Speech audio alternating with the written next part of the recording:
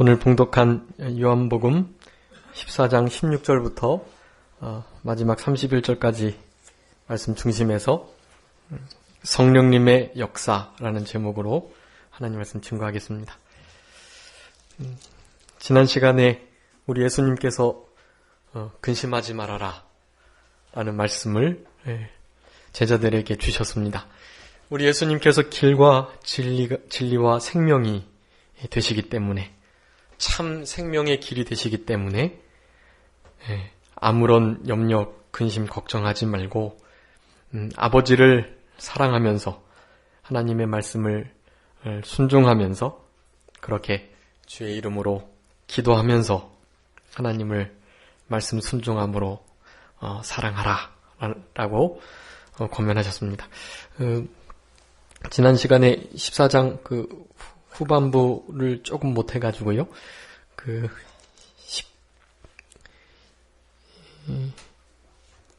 8절 한번 보도록 하겠습니다. 빌립이 예수님께 이와 같이 질문합니다. 요절 말씀인 14장 6절 말씀은 우리 도마가 질문을 한 것을 예수님께서 하나님의 지혜로 분명하게 깨닫게 알게 해 주셨고, 오늘 빌립이 아버지를 우리에게 보여달라라는 질문을 그렇게 요구를 하자 예수님께서 아래와 같은 말씀을 하십니다. 나를 본 자는 아버지를 본 것인데 어떻게 또 이때까지 나랑 한참 함께 있으면서도 아버지를 보이라 하느냐.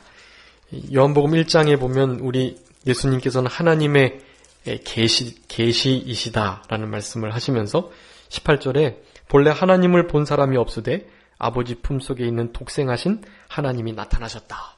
우리 하나님께서 아무도 사람으로 하여금 볼 수 없게끔 하셨어요. 근데 아들 예수님을 이 땅에 보내시고 독생하신 하나님, 아들로 이 땅에 오신 우리 예수님을 통해서 하나님을 보게 하셨습니다. 이 지금 빌립이 예수님을 보고 있는데, 예수님을 보고 있으면서도 아버지를 보지 못하고 있다라는 것은 우리 예수님의 이 진리의 말씀을 아직 완전히 잘 깨닫지 못하고 있었기 때문입니다. 당연히 진리의 성령님이신 보혜사 성령님께서 계시지 않았기 때문입니다. 이제 보혜사 성령님을 받고 난 후로는 빌립이나 도마나 또 오늘 뒤에 나오는 가룟인이 아닌 유다, 다데오나 다 잘못된 메시아관을 가지고 있었지만 좀 이성적인 질문들을, 회의론적인 또 실증주의적인 그런 질문들을 계속해서 품고 있었지만, 보혜사 성령님으로 말미암아 그런 모든 육체적인, 이성적인, 지식적인 신앙이 체험적인 신앙으로, 진리의 신앙으로 다 바뀌게 되었던 그것을 우리가 알 수 있습니다. 그러면서 9절 말씀에 빌립아, 내가 이렇게 오래 함께 너희와 있었는데 내가 나를 아직도 알지 못하느냐? 나를 본 자는 아버지를 본 것인데 어떻게 아버지를 또 보이라고 하느냐라고 말씀하셨습니다. 이 예수님을 보는 눈들도 참 복되긴 하지만 예수님을 보지 않는 눈이 사실은 더 복된 것이다 할 수가 있겠습니다. 요한복음 20장에 그런 말씀 나오죠. 도마가 우리 예수님, 그때도 또 도마가 문제가 되네요. 아직 오순절 보혜사 성령을 받지 못했기 때문에 그렇습니다. 이렇게 6월 안식구 첫날, 주의 날 늘 모여서 예배를 드리는데 도마가 거기에 오지 않았던 거예요. 오지 않아서 예수님께서 다음번에 도마가 공동체에 함께 있을 때 다시 한번 찾아오셨습니다. 그래가지고는 도마를 향하여서, 전에 도마가 없었을 때 예수님을 제자들이 다 봤는데 도마는 그 제자들의 말을 믿지 않고, 내가 예수님 못자국에 손을 좀 넣어보고 또 옆구리 창자국에 내 손을 좀 집어 넣어봐야 알겠다, 이런 식으로 말을 한 거예요. 그래서 예수님께서 20장 29절에 그렇게 말씀합니다. 나를 보고 믿어라. 믿는 것이 중요하니까요. 그런데 보고 믿는 것보다도 보지 않고 믿는 것이 더 복되다. 그렇게 말씀하셨습니다. 우리들은 사실은 그런 입장에 있는 자들입니다. 우리 예수님을 보지 못했고 예수님의 창자국이나 못자국을 보지 못했습니다. 그렇지만 예수님을 사랑하고 예수님을 사모하고 예수님의 다시 오심을 고대하는 우리들의 신앙, 더 복된 신앙이라고 할 수가 있겠습니다. 그래서 히브리서 11장에는 우리 모세의 신앙을 이렇게 말씀합니다. 히브리서 11장 27절 믿음으로 애굽을 떠나 임금의 노함을 무서워 아니하고 곧 보이지 아니하는 자를 보는 것 같이 하여 참았으며. 아멘. 우리 모세의 신앙이 보이지 않는 하나님, 그분을 보이는 자처럼 그렇게 그분이 상 주실 것을 생각하면서 하나님의 자손들과 함께 하나님의 백성들과 함께 이 고난받는 것을 그 바로의 궁에서의 큰 복과 그 권세 누리는 것보다 더 기뻐하고 좋아했다, 더 중하게 생각했다라는 고백을 하고 있는 것입니다. 보는 것이 믿는 것이 아니고요. 믿는 것이 보게 되는 것이라는 것을 우리는 알아야 하겠습니다. 요한복음 전체적인 신앙의 맥락도 그러합니다. 이렇게 알고 깨닫고 믿으려고 하는 것이 아니라 일단 믿고 나면 알게 되고 깨닫게 된다. 그렇게 여러 곳에서 말씀하고 계셨어요. 그렇기 때문에 우리는 빌립과 같은 그런 신앙을 갖는 것이 아니고 빌립과 같은 신앙이 많이 있습니다. 보여주시면 내가 어떻게 하겠습니다. 어떻게 해주시면 내가 그리 하겠습니다. 이런 말씀들을 합니다. 그런 신앙이 아닌, 보여달라 하는 신앙이 아닌, 심지어는 예수님 십자가에 못 박히셨을 때에도 너가 거기서 너를 구원해서 내려와 봐라. 그러면 내가 믿겠다. 라고 말하는 이스라엘 백성들이 많이 있었습니다. 그런 보이는 것을 확신하면서 그렇게 믿는 신앙이 아닌, 보이지 않지만 없는 것 같아 보이지만 먼저 믿고 영의 눈을 떠서 보이지 않는 것을 보는 그런 우리들의 신앙이 되어야 할 것입니다. 우리 예수님께서 빌립에게 그것을 지금 요구하고 계시는 거예요. 나는 아버지 안에 있고 아버지는 내 안에 계신데 내가 믿지 않느냐? 내가 너희에게 이르는 말이 스스로 한 것이 아니고 아버지께서 내 안에 계셔서 그 일을 하시는 것이다. 우리 예수님께서 하시는 모든 일들은 하나님께서 그 속에서 역사하시는 것대로 하셨다. 말이나 행동 다 그러했습니다. 그래서 갈라디아서 2장 20절에는 우리 사도 바울이 그렇게 고백합니다. 내가 그리스도와 함께 십자가에 못 박혔다. 그런즉 이제는 내가 산 것이 아니고 오직 내 안에 그리스도께서 사신 것이다. 그렇게 말합니다. 내가 사는 것이 아닌 그리스도께서 살아가시는 것처럼 사는 것. 그것이 참된 신앙의 모습이라고 하겠습니다. 우리 예수님이 그렇게 살아가시는 본을 우리들에게 보이셨다라는 것입니다. 그러면서 그런 것을 믿지 못하겠거든 내가 하는 일, 그것을 인하여서 믿어라. 10장 38절에도 말씀을 하고 있는데 나를 인격적으로 믿지 않겠거든 내가 하는 그 일을 믿어라.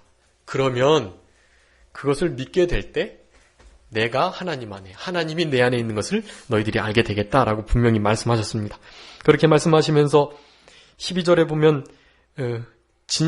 참된 신앙으로 그렇게 살아가는 자, 우리 예수님을 믿고 하나님을 믿는, 그래서 근심 없이 믿음으로 살아가는 자들은 우리 예수님께서 하신 일보다도 더 큰 것을 하겠다라고 말씀합니다. 이게 참 귀한 말씀인데 우리가 하나님보다 더 큰 일을 할 수는 없습니다. 그런데 이 하나님보다, 예수님보다 더 큰 일이라는 것은 우리 예수님께서 이루어 놓으신 구속 사역을 이제 더 크게 확장시키고 성취한다는 의미예요. 그런 것도 예수님이 다 이루어 놓으신 것이지만 어쨌든 예수님 시대 이후로 믿는 자의 수가 점점 더해지고 베드로 사도 또 사도 바울이 전도할 때 2,000명, 5,000명 그렇게 다 예수님을 믿는 그런 역사들이 나타났잖아요. 그리고 지금 우리 대한민국에까지 이렇게 전 세계적으로 이 기독교가 예수 그리스도를 믿는 이 귀한 참된 신앙의 복음이 전파됐잖아요. 이런 것들을 우리 제자들을 통해서 하게 될 것이라는 것을 말씀합니다. 또 실제적으로 우리 예수님께서는 그 마태복음 6장에 보면 뒤에서 몰래 예수님의 옷자락을 만졌던 그 12해를 혈루병으로 앓았던 여인이 옷자락만 만져도 구원받을 줄 알고 그렇게 함으로 실제로 구원을 받았는데, 그런 일들이 소문이 나서 마태복음 14장에 보면 예수님을 만지려고 핍근히 하고 어떻게든지 예수님의 옷자락에 한 번이라도 손대기를 간절히 간구했다 그랬어요.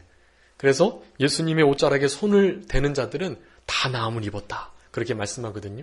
근데 물론 예수님은 말씀으로도 고치시고 멀리 떨어져 있었을 때도 고쳤지만, 어쨌든 예수님께서 이렇게 만지시고 안수하시고 침을 뱉으시고 이런 식으로 막 역사를 많이 하셨습니다.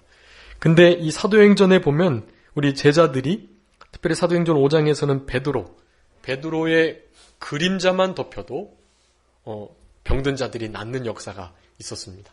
또 사도행전 19장에 가보면 사도 바울이 또한 그런 역사들을 일으켰는데, 사도 바울의 손수건 혹은 그의 앞치마만 덮여도 병 낫는 역사가 있었던 것, 그런 면만 봐도 하나님께서는 훨씬 더 성령을 통해서 큰 일을 이루게 하셨던 것입니다. 구속 사역을 온전히 성취하고 더 확장시켜 나가는 일을 하게 하신다라는 것을 말씀하고 계시는 것입니다. 그래서 13절에 너희가 내 이름으로 무엇이든지 구하면 내가 시행하겠다라고 말씀하고, 그렇게 하는 이유를 아들을 인하여 영광을 하나님께서 아버지께서 받으시게 하기 위함이다. 이 13절이 또 중요합니다. 우리가 기도하는 목적, 그것은 무엇 때문인가요? 하나님의 영광을 위하여 기도해야 합니다. 하나님의 영광을 위하여 기도하기만 하면 하나님께서 무엇이든지 시행해 주세요.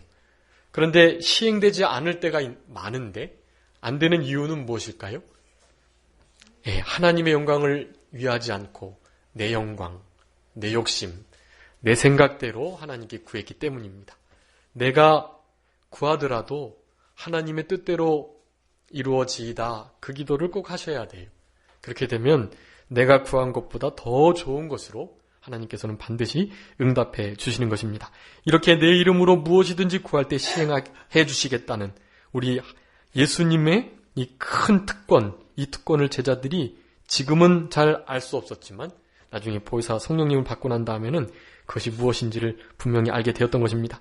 그러면서 내 이름으로 무엇인지 구할 때 내가 시행하겠다라고 말씀하시고, 15절에 내가 너희를 사랑하면 나의 계명을 지키겠다라고 말씀합니다.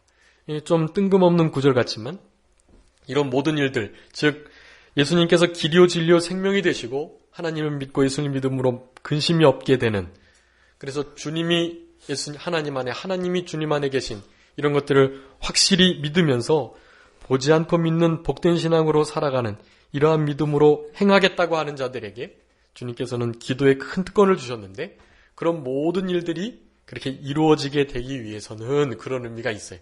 그러기 위해서는 너희가 나의 계명을 지켜야만 한다.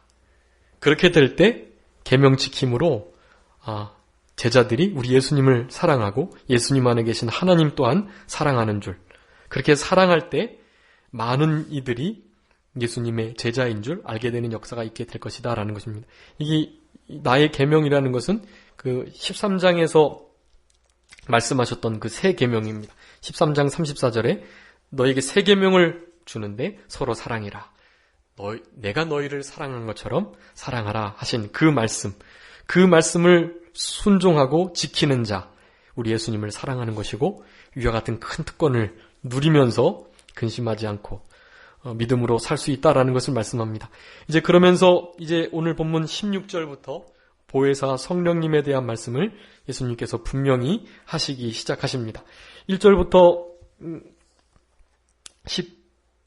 16절부터 17절까지 두 절 말씀에는 우리 또 다른 보혜사 성령님을 보내주셨다라는 말씀이 있습니다. 그리고 18절부터 24절, 우리 예수님께서 그 또 다른 보혜사 성령님을 통해서 우리 성도와 함께 계신다라고 말씀하고 계시고, 25절부터 마지막 31절까지 그 또 다른 보혜사 성령님이신 오순절 보혜사 성령님께서 하시는 일을 구체적으로 우리 예수님께서 말씀해 주셨습니다. 16절에 내가 아버지께 구하겠으니 그가 또 다른 보혜사를 너희에게 주사 영원토록 너희와 함께 있게 하시겠다라고 말씀합니다. 보혜사 성령님은 우리 예수님께서 아버지께 구하여서 오셨다라고 말씀합니다. 우리 예수님은 아버지께서 보내셨고 성령님은 아버지께서 보내셨는데 예수님께서 아버지께 요청하셔서 오셨습니다. 근데 이렇게 순서로 볼 때 마치 하나님이 제일 높고 그 다음 예수님, 그 다음 성령님인 것처럼 보이지만 절대로 그런 것이 아니에요. 그 세 분은 일체로 모든 영광과 능력이 동일하십니다. 같으신 분이세요, 세 분이 다. 그러신데 이 창조의 질서 또 구속사역의 질서를 따라서 그렇게 순종하시고 순복하시는 그러한 일들이 있으셨던 것입니다. 뒤쪽에서도 우리 예수님께서 아버지는 나보다 크시다라고 말씀하는데 뭐 다르게 크시다는 것이 아니에요. 내가 아버지께 죽기까지 복종했고 하나님의 뜻을 이루어 드리는 순종하는 면이 그러하다라는 것을 말씀해 주시는 것입니다. 그래서 또 다른 보혜사를 보내주셨는데 그럼 또 다른 보혜사라 그랬으니까 원래 보혜사는 누구시겠죠? 원래 보혜사. 오순절 보혜사 성령님이 또 다른 보혜사니까 그럼 원래 보혜사는 누구시죠? 네, 예수님이십니다. 한번 읽어주세요. 요한일서 2장 1절.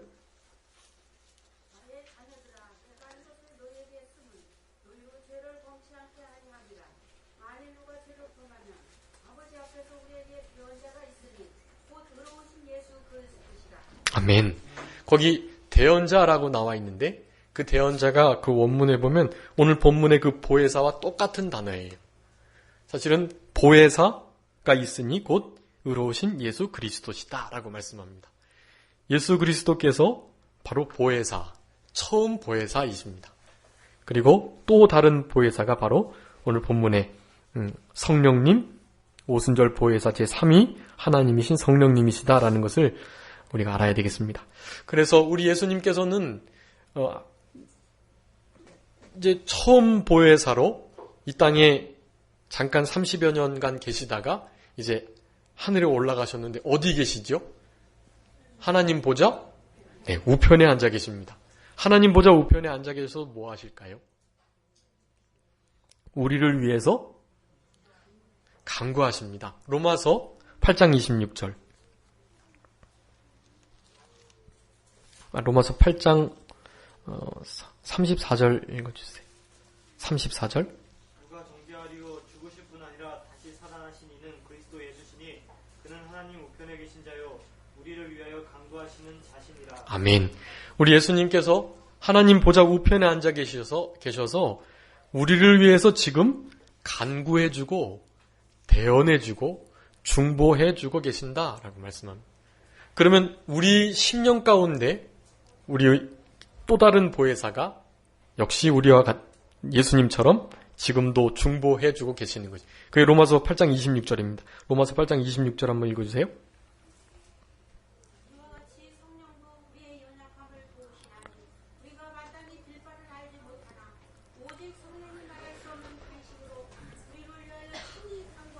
아멘. 성령 하나님께서 우리 마음 가운데 계셔서 친히 하나님께 간구해주고 계신다. 우리를 위해서 간구해주시는 분이 몇 분 계세요? 벌써 2분 계시는 거예요. 한 분은 하나님 보좌 우편에서, 한 분은 우리 마음 가운데서. 물론 그 마음 가운데 계신 오순절 보혜사 성령님이 우리 예수님과 같은 분이기 때문에 내나 같이 간구하시는 게 맞습니다. 그런데 그 질서상 우리 성부, 성자, 우리 하나님이신 예수님께서는 지금 부활체를 입으시고 하나님 보좌 우편에서 우리를 위하여 간구해 주고 계시는 것입니다. 그러니까 걱정하실 거 없으세요. 어떤 것도 두려워하거나 염려하지 마세요. 우리 예수님께서 지금 그 말씀을 해주고 계시는 것입니다. 근심하지 말라 마음에. 하나님을 믿으니 나를 믿어라. 내가 지금 떠나가는 일이 있겠지만 그것이 너희들에게 더 유익이 되고 왜냐하면 오순절 보혜사 성령님께서 너희를 위하여 간구하실 것이고 나는 하나님 보좌 우편에서 또 친히 탄식하며 간구해 줄 것이니까 걱정하지 말아라 라고 우리들에게 위로해 주시는 것입니다. 그래서 이 보혜사라는 단어는요, 이렇게 원문으로 볼 때 돕는 자 그런 뜻이거든요. 돕는 자. 그 도움의 일종이 아까 요한 1서 2장의 1절에 있었던 대언, 대신 간구해주고 말씀드려주고 하소연해드리는, 탄식해주는 그것을 대언이라고 합니다. 그 대언 말고도 여러 가지 표현들이 있어요. 이를테면 상담자라는 뜻도 상담자. 우리의 고민과 어려움을 우리 성령님께서 아시고 잘 풀어주신다라는 것입니다. 풀어주시고. 그래서 너무 고민하지 않도록, 근심, 염려, 걱정 많이 없도록 우리 심령 가운데에서 저절로 풀어지도록 그렇게 역사해주고 계시는 거예요. 상담자 역할을 하시는 것이 보혜사이십니다. 또 위로자라는 뜻도 있어요. 위로자.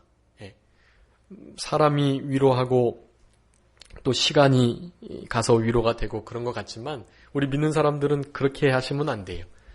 우리 믿는 사람들은 아무리 어렵고 힘든 일이 있을 때에도 그저 하나님 앞에 잠깐 머물면서 그렇게 짧지만 간절하게 깊게 기도할 때 우리 가운데 계신 성령님께서 내가 다 안다고, 또 그것을 사실은 내가 다 허락한 거라고, 그 모든 것을 합력하여 선을 이루어 줄 거라고, 그런 하나님의 감동을 받을 때 사실은 그럴 때 진정한 위로가 되는 것입니다. 우리 예수님도 이제 그 말씀을 뒤에 가서 하세요. 그리고 또 인도자라는 의미가 있습니다. 인도.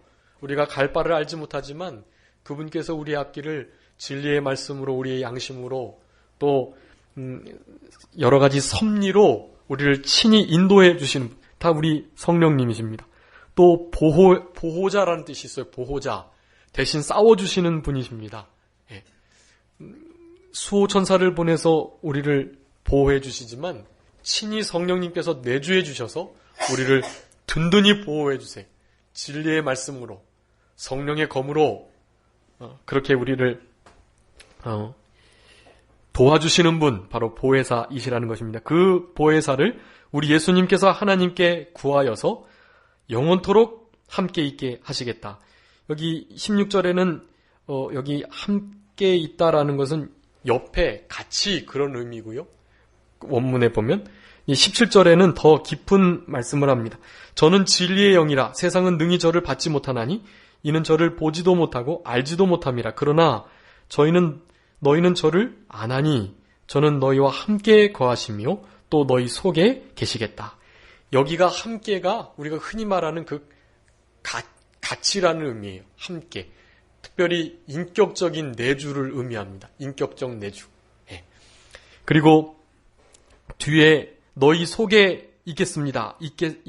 계시겠습니다. 라는 것은 우리의 속에 임재해 계시는 것을 말씀합니다. 예, 더 깊어지는 거예요. 옆에 계시고 함께 계시고 인격적으로 계시고 또 우리 속에 심령으로, 영으로 내주해 계시고 임재해 계시고 이러한 성령님을 우리 예수님께서 보내주시겠다. 그렇기 때문에 우리 예수님께서 떠나시는 것이 유익이 된다는 거예요. 근데 제자들은 무엇하고 있습니까? 근심하고 있어요. 이 관점이 그렇게 다른 거예요. 하나님의 관점으로 모든 것을 볼 때 우리가 당한 여러 가지 어렵고, 예수님이 떠나는 일이 얼마나 육체적으로 힘든 일이고 어려운 일이에요. 그렇지만 하나님의 눈으로, 말씀의 눈으로 볼 때는 그것이 더 잘된 일이다. 그것이 더 좋은 일이 될 수 있다라는 것을 말씀해 주고 계시는 것입니다. 그래서 우리 예수님께서는 마가복음 14장에 보면 내가 너희와 항상 함께 있지 않겠다라고 말씀합니다. 왜냐하면 더 이상 육체로 함께 거하시지 않겠다라는 의미예요.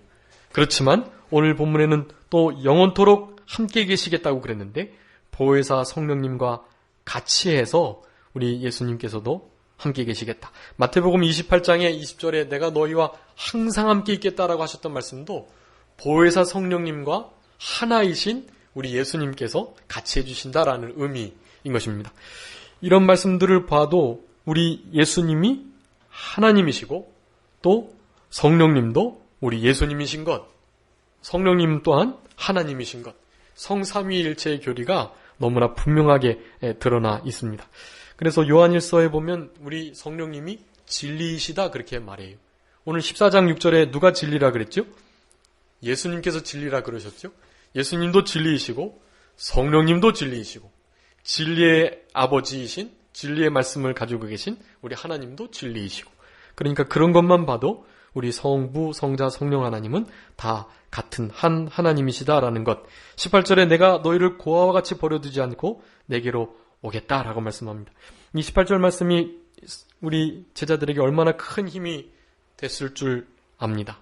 내가 다시 오겠다라고 말씀하니까요. 부활의 주께서 다시 올 것을 말씀하는 것이기도 하고 오순절 보혜사 성령님으로 함께 오시겠다라는 말씀이기도 합니다. 근데 여기 오리라 이 미래 시제가 아니라 내가 너에게로 온다 그렇게 현재 시제를 쓰고 있어요. 그 현재 시제를 쓰는 이유는 마치 그 선지서에 보면 앞으로 일어날 일을 이미 일어난 일처럼 과거 시제로 쓴 것이 아주 많이 있습니다. 그것을 예언적 과거 시제라고 말하는데요. 너무나 확실히 이루어질 거니까요. 앞으로 일어날 일이지만 그것이 마치 일어난 것처럼 과거로 써버리는 거예요. 확실히 일어난다는 것을 말해주고자 함인 것이. 오늘 이 오리라 이 현재형도 마찬가지입니다.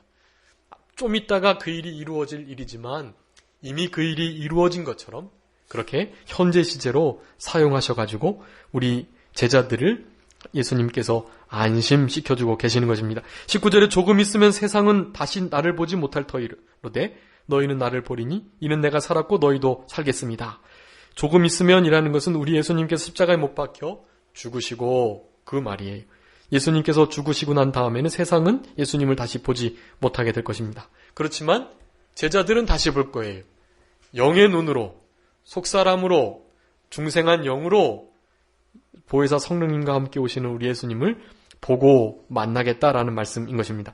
20절에 그날에는 내가 아버지 안에, 너희가 내 안에, 내가 너희 안에 있는 것을 너희가 알겠다라고 말씀합니다.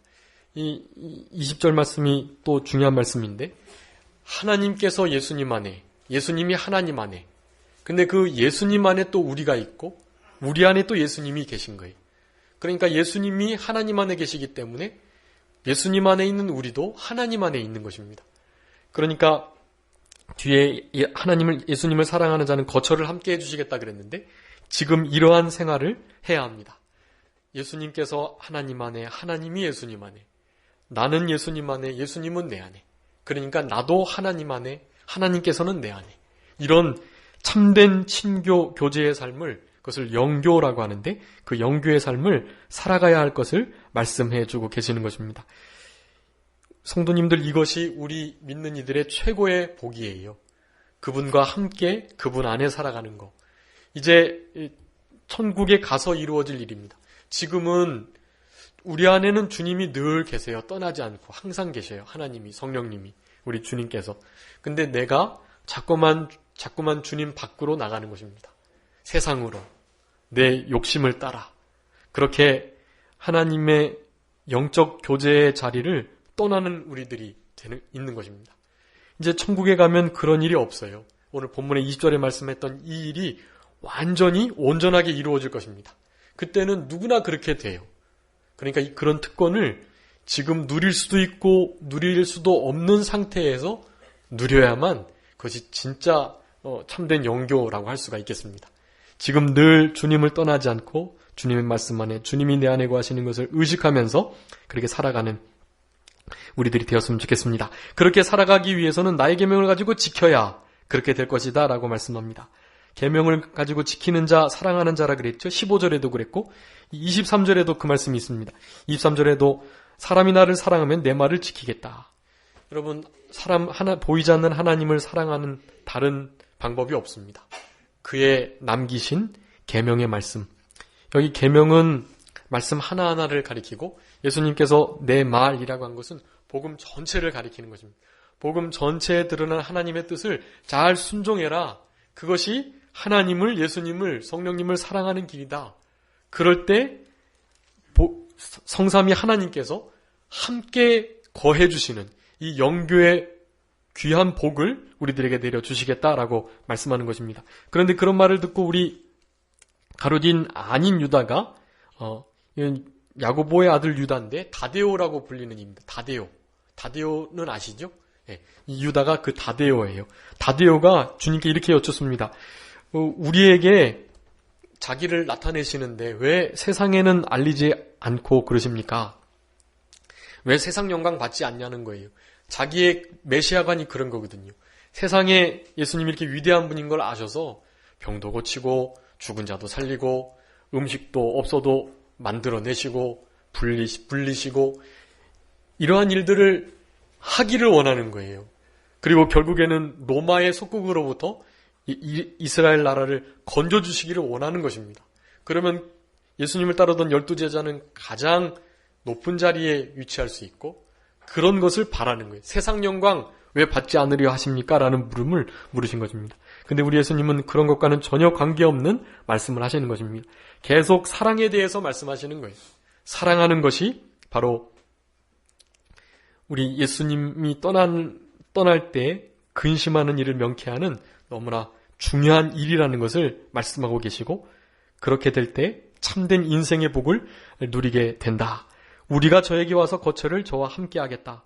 성삼위 하나님께서 하나님을 사랑하는 자, 그의 말을 지켜 순종하는 자들에게 하나님을 나타내시고 함께 먹고 마시며 교제의 떡을 떼시는 일을 해주시겠다라는 것입니다.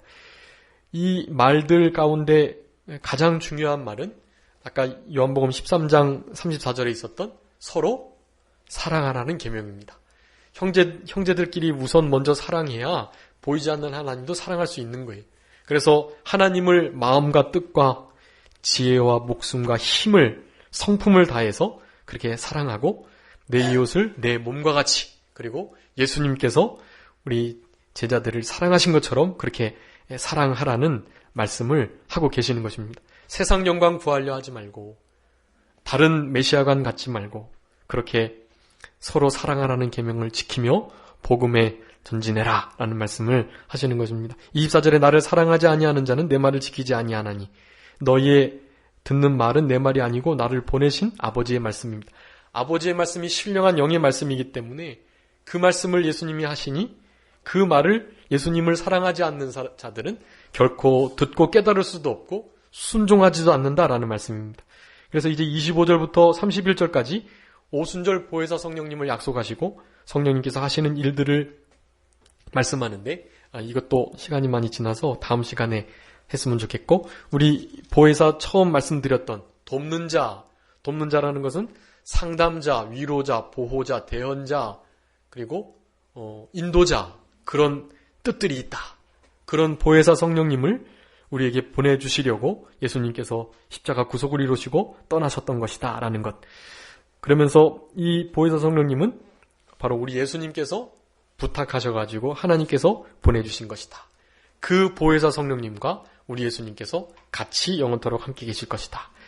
첫 번째 보혜사하셨던 우리 예수님이 지금 하나님 보좌 우편에 앉아서 간구하고 계시고 또 다른 보혜사 우리를 위해서 다시 보내주신 그 오순절 보혜사 성령님께서는 지금 우리 가운데 내주하셔서 우리를 위해서 간구하고 계신다. 그러니까 걱정이나 염려 근심하지 마시고 참된 평강을 누리시면서 우리 성도님들 안에 계신 오순절 보혜사 성령님과 한 주간을 친밀하게 동행하시고 하나님의 영광을 위해서 살아가시는 우리들이 다 되었으면 좋겠습니다. 기도하겠습니다. 살아계신 아버지 하나님 감사합니다. 우리에게 오순절 보혜사 성령님 또 다른 보혜사를 보내주셔서 우리를 진리 가운데로 인도하시고 죄를 깨닫게 하시고 성령의 열매를 맺혀지게 하시고 성령으로 봉사하게 하시고 성령님께서 진리의 말씀이 깨달아지게 하시고 생각나게 하시고 믿어지게 하시고 우리 예수 그리스도를 구주로 시인케 하시는 이 귀한 구속의 인치심의 역사를 통하여 우리가 죄와 비참함 가운데서 건짐을 받고 하나님의 참된 창조자 피조물다운 그런 하나님을 닮아가는 그러한 복된 인생길을 걸어갈 수 있도록 은혜 주신 것 진심으로 감사하옵고 감사합니다. 그 오순절 보혜사 성령님께서 우리 심령 가운데 계시다는 것을 한순간도 잊지 않고 살아가는 저희들 되게 하시고 성령 충만하며 늘 말씀 순종하고 회개해서 성령님을 근심케 하지 않는 우리들이 되게 하여 주시고 혹시 어려운 일을 만났을 때 우리 가운데 계신 오순절 보혜사 성령님께서 또 하나님 우편에서 계신 처음 보혜사 우리 예수님께서 우리 위해서 늘 간구하고 계시다는 것, 그것을 기억하고 두려워하지 않고 낙심하지 않고 근심하지 않고 염려하지 않고 모든 어려움들을 믿음으로 잘 이겨나가는 저희들이 되게 하여 주시옵소서. 한 주간의 삶 가운데도 주님 같이 하시고 동행해 주시고 늘 영적 교제 가운데로 우리를 인도해 주시기를, 진리 가운데로 우리들을 인도하시기를 간절히 바라옵고 감사하오며 예수 그리스도의 이름으로 기도 올리옵나이다. 아멘.